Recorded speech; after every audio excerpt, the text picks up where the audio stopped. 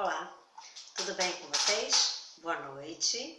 Então, antes da gente começar respondendo uma pergunta que nós tivemos hoje da nossa participante, diária aqui, Priscila, eu quero esclarecer a respeito de algo que eu comentei ontem sobre as fibras, onde faltou na minha memória os nomes de algumas fibras.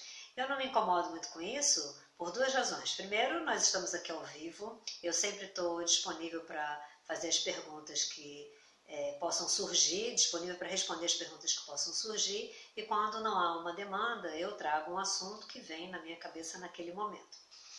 E aí, às vezes, eu posso esquecer alguma coisa mais de detalhes. E depois, porque eu entendo que o mais importante não é a gente ficar preso a determinadas informações ou conceitos, digamos assim. É a gente compreender a ideia do que está sendo trazido, a gente realmente compreender o fundamento daquele conhecimento, para, a partir desse fundamento, ficar mais fácil fazermos as nossas escolhas. Mas, para complementar as nossas informações de ontem, nós temos exemplos de fibra, além da que eu comentei, de pectina, a inulina, a beta-glucana, frutoóligosacarídeos e uma gama de demais fibras. Mas lembrem-se que o mais importante é a gente saber que a fibra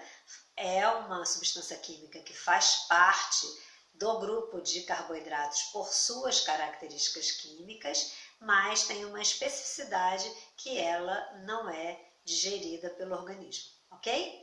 E aí ela tem a sua ação prebiótica, beleza? Mas nós não vamos dar continuidade nesse assunto hoje, porque nós temos uma demanda, como eu já comentei, de uma participante das nossas lives, que faz uma pergunta a respeito do óleo que deve ser utilizado no preparo dos alimentos, pensando na cocção, na fritura, no preparo de tortas, bolos, etc. Muito bem, para a gente responder essa questão, nós temos que olhar por dois aspectos. Uma visão conhecendo primeiro o que é um óleo e como ele é produzido, e aí pode entrar uma linha natural, numa perspectiva de escolha, num aspecto, entre aspas, de sustentabilidade, e um outro olhar em relação a como os componentes dos óleos se comportam nas diferentes temperaturas e com diferentes alimentos. Então vamos no primeiro olhar. No primeiro olhar, os óleos, eles são substâncias extraídas, na verdade, você produz o óleo através do processo de extração de sementes, então óleo de soja da soja, óleo de milho do milho. E nesse processo dos óleos que nós encontramos, óleos comestíveis, normalmente eles são óleos refinados. Então eles passam por um processamento, algumas etapas de refino que envolvem ajuste de pH e etc. e tal.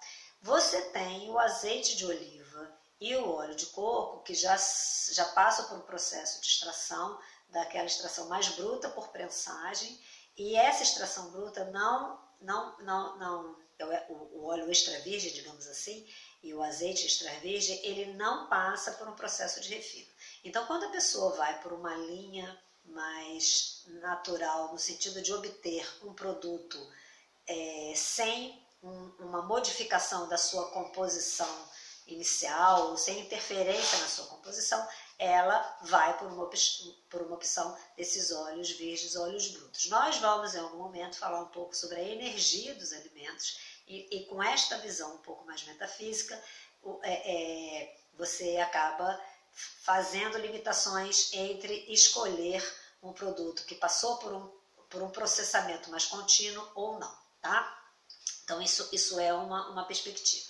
Muito bem, nos óleos, diferentes das gorduras, nós temos uma maior proporção do que nós chamamos de ácidos graxos insaturados. Então os ácidos graxos insaturados, na verdade, os ácidos graxos essenciais são representados pelos ácidos graxos insaturados, então é de grande importância que a gente tenha o consumo dessas fontes, desses nutrientes, porque no nosso organismo a gente não consegue produzir, eles são fundamentais para o nosso organismo.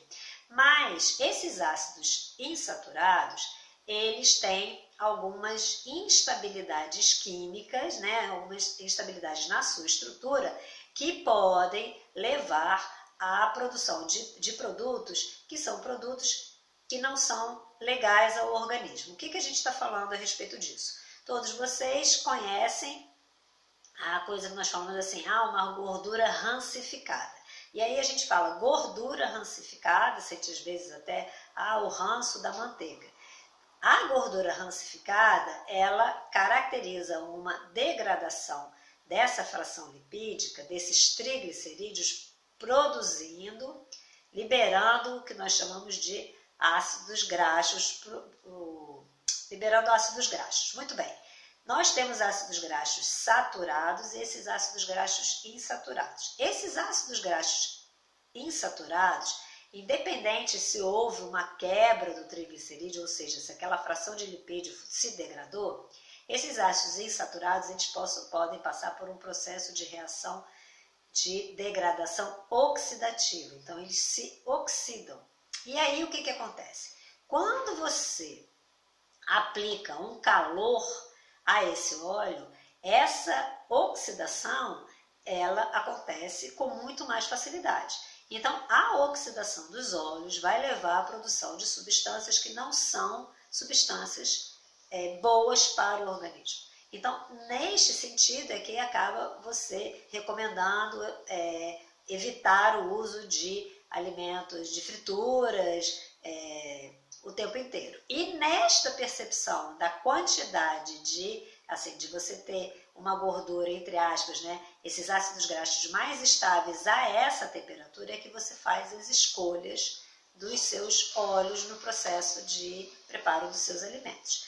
E aí vai depender do que você vai trabalhar, do que você vai preparar. Se eu for falar de uma maneira geral em relação à fritura ou a um refogar, eu vou estar trabalhando com temperaturas distintas. Então, o fato de eu refogar, eu vou estar tendo uma ação do calor por menor tempo e uma temperatura mais baixa, e aí isso não chama tanta atenção de você ter que se preocupar qual é o tipo e que quantidade que eu tenho desses ácidos graxos insaturados presentes naquele óleo.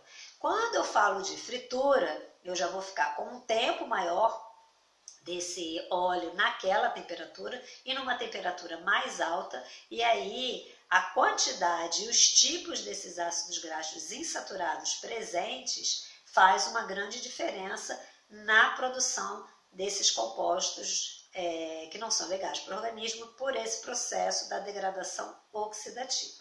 Então, mas isso também não depende só do fato do calor, depende do tipo de produto que você vai fritar ali no meio.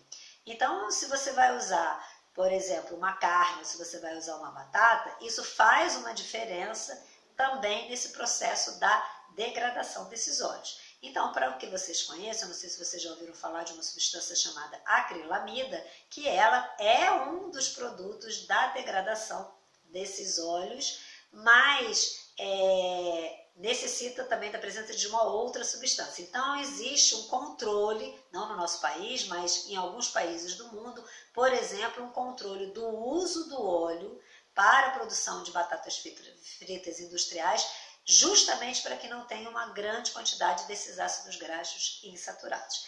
E aí, no seu dia a dia, na sua cozinha, o que você faz? Bom, efetivamente você deve evitar, a realidade é essa, você deve evitar frituras. E se você faz o uso de uma fritura, o óleo de soja, ele é um dos óleos interessantes nesse processo de fritura. Agora, você deve realmente evitar fritar, mas você vai fritar, tudo bem, você faça uma opção do óleo de soja, que ele acaba sendo um óleo com menor proporções e menores tipos, diferentes tipos de ácidos graxos insaturados, então essa cadeia, essa degradação oxidativa vai acontecer de uma forma, digamos que um pouco mais estável. Mas se você faz, mas nunca se reutiliza aquele óleo, porque o fato de você reutilizar o óleo faz com que você aumente essa capacidade de oxidar aquelas substâncias, tá? Se você usa o óleo naturalmente para fazer o preparo de refogados ou os seus produtos, inclusive no processo de preparar tortas e doces, você vai estar trabalhando com temperaturas que nesse processo de degradação tudo vai ser mais limitado. E volto a dizer, que depende do produto que você vai estar colocando ali, tá certo? Então, por exemplo, algumas pessoas fazem a opção de utilizar, porque não usam a fritura de uma maneira contínua mais para refogar, a opção de utilizar o próprio óleo de coco e o azeite como sendo seus óleos naturais de preparo dos seus produtos. Outras pessoas optam por um óleo de girassol, que o óleo de girassol tem essa proporção de ácidos graxos em maior quantidade, e isso é uma coisa bastante interessante no aspecto nutricional, mas quando você vai preparar um produto, por exemplo, por fritura com com óleo de girassol, você pode desencadear uma série dessas reações degradativas em maior proporção do que, por exemplo, com óleo de soja, tá? Então, tudo depende do que você vai escolher ou do que você vai fazer, mas se você evitar a fritura, aí você fica mais tranquila de utilizar algum óleo que lhe seja mais agradável o uso, principalmente considerando que todos os óleos são fontes desses ácidos graxos essenciais. Caso você tenha perdido o início da nossa live, nós vamos ter ali sendo publicado esse nosso bate-papo, com certeza daqui a pouco no nosso canal, e amanhã estamos aqui novamente às 18 horas para atender as suas demandas. Mandem para a gente perguntas, agradeço, Priscila, pelo seu questionamento, continue sempre perguntando para nós, ou a gente traz novidades para vocês e informações a respeito de nutrição, alimentos e saúde. Continue cuidando de você, cuidando de todos, lavando sempre suas mãos, mantendo o isolamento social e sorrindo sempre com o seu coração, que isso faz muito bem para a sua saúde e para a saúde de todos nós, tá bom? Tchau, até amanhã, tudo de bom para vocês.